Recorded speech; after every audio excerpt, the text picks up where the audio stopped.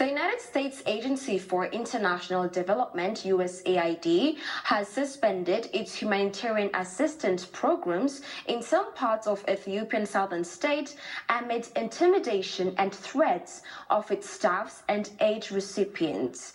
According to USAID Director Leslie Reed, USAID has suspended its humanitarian assistance until they figure out the safety of its staff.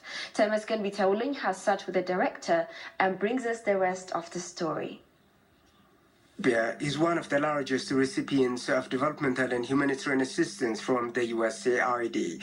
However, according to the agency's director, renewed ethnically motivated violence and clashes in the southern part of Ethiopia have forced the agency to suspend its assistance indefinitely. I just got back from the south, and just a couple of days ago was in Kercha.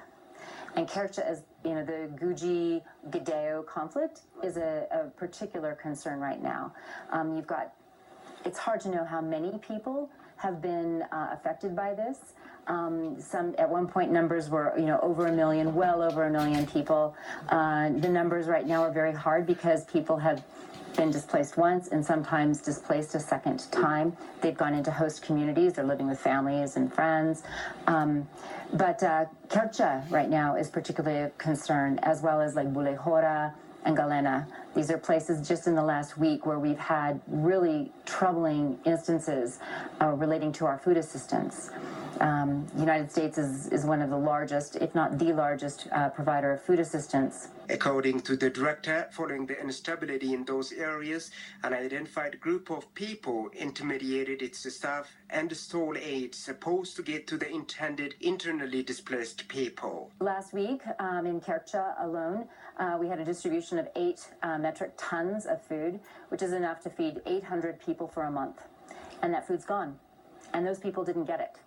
And right now we're stopping our food assistance in Kercha, in Bulehora, and Galena, and that's going to affect 140,000 people. The director also pointed out that rumors on who get their fair share of the assistance have been circulating and said the agency is open for discussions. I think the first one is, we have to see respect for law.